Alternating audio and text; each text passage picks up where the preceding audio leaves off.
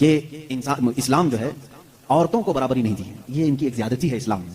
میں نے پوچھا کون سی برابری چاہتے ہو آپ، کون سی برابری؟ کہا بہت ساری پابندیاں ہیں، اس کو نقاب میں رکھ کر کے اندر بند کر کے رکھتے ہو، اس کو باہر جانے کی اجازت نہیں ہے، جیسے تم گھومتے پھرتے ہو ویسے اس کو نہیں گھماتے پھراتے، تم عورتوں کو پابند رکھے ہو. اور دوسرا ایک اور اعتراض ان کو کہ عورتوں کی فیلنگ کے ساتھ تم کھلواڑ کرتے ہو، 4 شادیوں کی اجازت دیتے ہو.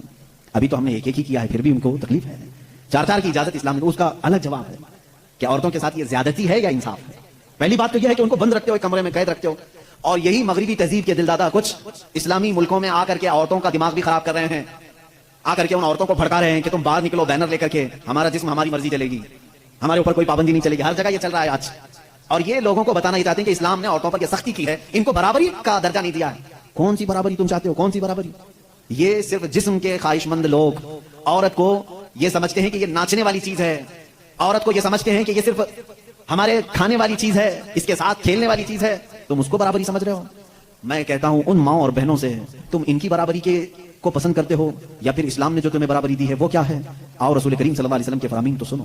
میرے آقا نے فرمایا جس نے ایک بیٹی کی پرورش کی اور اس کو شادی کر کے دیا، اس کو قیامت کے دن جنت میں لے جانا میرا ذمہ ہے، میری شفاعت اس پر واجب ہے. حضور اکرم صلی اللہ علیہ وسلم نے فرمایا بیٹی کے لیے جس عرب نے دفنایا تھا اس جگہ میرے آقا نے اعلان کیا. تم کہتے ہو اسلام ان کے اوپر سختیاں کرتا ہے. یونان جو اس وقت کا بہت سپر پاور رہا ہے، عورتوں کے حق میں وہ لوگوں کا کیا خیال تھا آج بھی پوچھ کر کے بتائیں مجھ کو. وہ کہتے تھے کہ عورت جو ہے سب کے ساتھ جینے والی مخلوق نہیں، اسے 5 زنجیریں پہناتے تھے، 2 ہاتھ میں 2 پیروں میں گلے میں. اس کی نشانیاں آج بھی عورتوں کے پاس باقی ہیں، لیکن شکل بدل گئی ہے. دونوں ہاتھ میں چوڑیاں ہیں، دونوں پیروں میں پائل ہیں اور گلے میں نیکلیس بھی ہے نا. وہ 5 زنجیریں پہنا کر بازار میں لاتے تھے عورت کو. یہ یونان اس وقت کا ترقی یافتہ ملک، ان کی کتابیں مشہور تھی اور اسلام نے ان 5 زنجیروں کو کاٹ کر کے زیور بنایا ہے. اور تم کہتے ہو اسلام نے عورتوں کو بند کر کے رکھا ہے. یہودی کیا کرتے تھے ان عورتوں کے ساتھ؟ اگر یہ ایام حیض میں ہوتی، یہ فطرت ہے نا عورت کی، ہر مہینے وہ ناپاک ہوتی. اللہ تعالیٰ کی طرف سے ان کے لیے جسمانی ساخت ایسی بنائی گئی ہے کہ ہر مہینے ان کے جسم سے فاسد خون کا مادہ نکل جاتا ہے. ان ایام میں چھوت اچھوت والے معاملات عورتوں کے ساتھ کرتے، جہاں ان کے گھوڑے بندھے تھے، ان کے بیل اور بکریاں باندھی جاتی تھی، وہیں عورتوں کو بھی رکھا جاتا تھا جب تک وہ عورتیں پاک نہیں ہوتی تھی. یہودی یہ کرتے تھے. مکہ میں بھی، مدینے میں اور عرب کے جو یہودی تھے یہی کرتے تھے. آج بھی یہودیوں کے ہاں کچھ جو آرتھوڈاکس ہیں، پرانے خیالات کے ہیں، وہ اسی طرح کے معاملات کرتے ہیں. وہ عورتوں کو چھوتے تک نہیں ان ایام میں. وہ سمجھتے ہیں کہ اتنی ناپاک ہے کہ چھو لوں تو اپشگن ہو جائے گا. اور یہ کہتے ہیں کہ عورتوں کو اسلام نے برابری نہیں دی. رسول کریم صلی اللہ تعالیٰ علیہ وسلم نے پھر اپنی امت کو یہ حکم دیا کہ انسانی فطرت کے اعتبار سے عورت کو اللہ نے یہ چیز دی ہے، اگر یہ اسے ہر مہینے آتی ہے تو صرف نماز، روزہ اور قرآن کی تلاوت یہ اس کے لیے منع ہے. باقی یہ تمہارے ساتھ اٹھ سکتی ہے، بیٹھ سکتی ہے، مل سکتی ہے، ایک ساتھ رہ سکتی ہے، ایک برتن میں کھا سکتی ہے، ایک گلاس میں پی سکتی ہے. کبھی اس کے برتن کو یہودیوں نے ان کے برتنوں کو، گلاس کو سب الگ کر دیا تھا ان ایام میں. پھر تم آج دعویٰ کر رہے ہو کہ اسلام نے عورتوں کو دبا کر رکھا ہے. اسلام نے حقیقت میں عورتوں کی عزت کو اتنا بلند کیا ہے، اتنا بلند کیا ہے.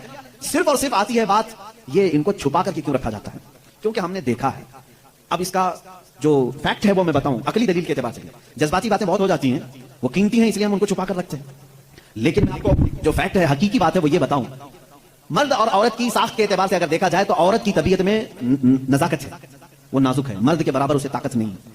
سب کو معلوم ہے وہ کہیں کی بھی عورت ہو، اس کی طاقت و قوت کے اعتبار سے وہ کمزور ہے. اور مردوں کی طبیعت، ان کے اندر کبھی وحشی پن آ سکتا ہے، حیوانیت آ سکتی ہے. جب اس کی خواہشات عروج پر ہوتی ہیں تو سب سے پہلا اٹیک مرد اگر کسی پر کرتا ہے تو وہ عورت پر کرتا ہے. مرد اگر اس کو کھلا چھوڑ دیا گیا اور حیوانیت آ گئی تو اپنی خواہشات کو بجھانے کے لیے سب سے پہلا حملہ کس پر کرتا ہے؟ عورت پر کرتا ہے. اس کی زندہ مثالیں آج ہم دیکھ رہے ہیں. جہاں کسی تنہا عورت کو 4 گنڈوں نے پا لیا تو اس کے ساتھ کیا کرتے ہیں؟ کتے بھی اس طرح سے نہیں کرتے جس طرح سے یہ کر جاتے ہیں. اس کے ساتھ ریپ بھی کیا، زنا بھی کیا، خواہشیں پوری کی اور اس کو پھاڑ کر کے بھی پھینک دیا. جانور کو ایسا کرتا ہے؟ جانور بھی اس طرح سے نہیں کرتا. اس کا مطلب یہ ہے، رپورٹ یہ بتاتی ہے پوری دنیا کی کہ مرد کے اندر اگر شہوت کا غلبہ زیادہ ہو گیا اور اس وقت عورت اسے سامنے نظر آ گئی تو پھر یہ اپنی حیوانیت پر الٹا کر سکتا ہے، اس کا ریپ بھی سب کچھ کر سکتا ہے. اس لیے اسلام نے ہمہ وقت عورتوں کو کہا کہ پتہ نہیں کہاں درندے ہیں، تم ہمیشہ اپنے آپ کو محفوظ رکھو. یہ نہیں کہ پکنک پر جاؤ تو ناک پر اسکارف لگا لو، یہاں برے لوگ ہیں، خالی یہی کپل اچھے ہیں، دوسروں کی نظر پڑ جائے گی. اسلام نے ہر وقت کے لیے عورت کو یہ کہا ہے کہ تو اپنی حفاظت کی ذمہ داری خود رکھ لے، اس لیے کہ تیرے جسم کو دیکھنے کے بعد کئی ایسے مرد ہیں جن کی خواہشات انگڑائیاں لیتی ہیں اور پھر وہ حملہ کر سکتے ہیں. تمہاری جان کا بھی خطرہ ہے اس میں، صرف عزت لوٹنے کا نہیں، جان کا خطرہ ہے. ریپ کے بعد قتل ہوتے ہوئے نہیں دیکھے؟ ابھی سال نہیں گزرا ہوگا حیدرآباد میں، دلی میں کتنے واقعات ہوئے اچھے پڑھی لکھی لڑکیوں کے ساتھ، اچھے بڑے گھر کی لڑکیوں کے ساتھ. یہ معاملات ہوئے کہ نہیں ہوئے؟ اب یہ جب ہم جواب دیتے ہیں تو وہ یہ کہتے ہیں کہ مردوں کو آپ تلقین کریں کہ وہ عورتوں کو چھیڑ چھاڑ نہ کریں. یہ تو ایسی بات ہو گئی کہ گوشت کو کھلا رکھ کر کے کووں کو نصیحت کرو، بیٹا اچھے سے رہو، اخلاق میں رہو. ارے کوا ہے، وہ گوشت کھلا رکھا ہے. ہم کووں کو سدھار نہیں سکتے لیکن گوشت کو ڈھک تو سکتے ہیں. ہمارے پاس یہی فارمولا ہے. ہم کہاں پوری دنیا کے مردوں کی آنکھوں کو سنبھالیں؟ حالانکہ قرآن نے ہر مومن کو کہا ہے वकुल लिल मुमिनीना यगुद्दू मिन अबसारिहिम, ऐ महबूब सारे ईमान वालों से कह दें कि वो अपनी आंखें नीची रखें। इस्लाम ने समझा तो दिया है मर्दों को, लेकिन इनकी सिक्योरिटी का भी एहतमाम किया है, जिसको ये समझ रहे हैं कि ये पाबंदी बहुत ज्यादा है, बहुत मुश्किल है, ये पाबंदी है बहुत ज्यादा मुश्किल है। जिन लोगों ने कहा था कि ये इस्लाम की जोर जबरदस्ती औरतों को इतना कैद करके रखते हैं, बेचारे आज 12-12 घंटे हॉस्पिटल में पूरा का पूरा नकाब पहने हुए हैं, पूरा का, और ऐसा नकाब पहने हुए हैं कि हवा के आना मुश्किल हो जाती है। और हम तो बुरके बेचने वाले मशहूर थे, बुरके बेचने वाले मशहूर थे, आज पूरी मगरिबी दुनिया मशहूर हो गई। पीपी किट नाम रखा है, तुमने बुरके ही बेच रहे हो, बेच रहे। हम तो सिर्फ हिफाजत औरतों के जिस्मों की कर रहे थे, तुमने तो बुरका मर्दों को भी पहना है, सबको पहना है। अब इनसे पूछो क्यों, अब सख्ती नहीं है ये, किसी के जिस्म को इतना ढांक करके रखना ये जोर जबरदस्ती नहीं है। तुम कहते हो इस्लाम इतनी सख्ती लेकर के आया है कि औरतों को बंद करके रखा। अब ये जवाब नहीं, वायरस फैला हुआ है, वायरस फैला हुआ है, जिस्म को लग ना जाए। अरे नादान, यही तो 1400 साल से हम कह रहे थे, इंसानों की आंखों का वायरस भी फैला हुआ है, कहीं हमारी बच्चियां गैर महफूज ना हो जाएं, कहीं किसी के जिस्म में ये बातें, ये आंखों का जहर सरायत ना कर जाए, इनके दिल बहक ना जाए। और मैं बहुत पहले से कहता आ रहा हूं, तहकीक ये बताती है कि मर्द की आंखें जब इसमें ख्वाहिश पैदा होती है ना, एक जहरीला मादा निकलता है, जहरीला मादा निकलता है। आप देखो गौर से किसी चीज को, नजर लगती है ना, सबका ये तो मामूल है, नजर लगती है, वो उसकी नजर लग गई, इसकी नजर लग गई, तकरीबन सब लोग मानते हैं नजर लगती है, और इस्लाम भी कहता है अल ऐनु हक़्क़ुन, नजर लगती है। बल्कि मेरे आका सल्लल्लाहु अलैहि वसल्लम ने यहां तक फरमाया, मेरी उम्मत में सबसे ज्यादा मौत अगर किसी कारण से होगी तो नजर बद से होगी। हुजूर ने फरमाया है, तबई नेचुरल डेथ के बाद, नेचुरल तबई मौत के बाद अगर किसी वजह से, किसी बीमारी से सबसे ज्यादा मौत होती है तो नजर बद से होती है। वो पता नहीं होता सबको, उसकी अलामतें तक हुजूर सल्लल्लाहु अलैहि वसल्लम की हदीस में गिनाई गई। नजर बद हो जाए तो कैसे पता चलेगा, जिस्म के अंदर कैसी तब्दीलियां होती हैं कि पता चल गया कि नजर लगी है, वो फिर कभी मैं अर्ज करूंगा। लेकिन नजर लगती है ये सबको मालूम है।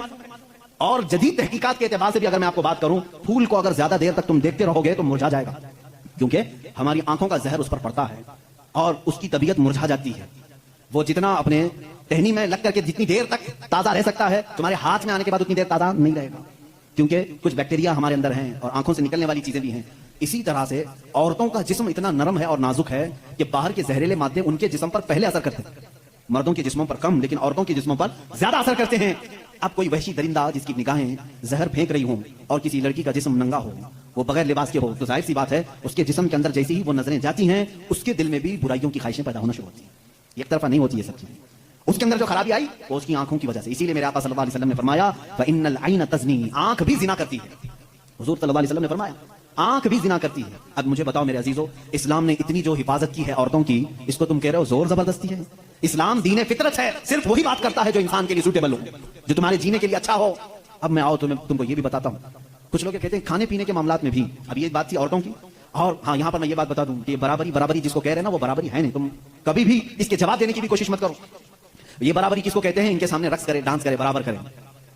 अगर मर्द जो है खुले आम घूमता फिरता है और नंगा हो सकता है तो औरत को भी उतना ही होना चाहिए, औरत भी उतना ही दिखाए।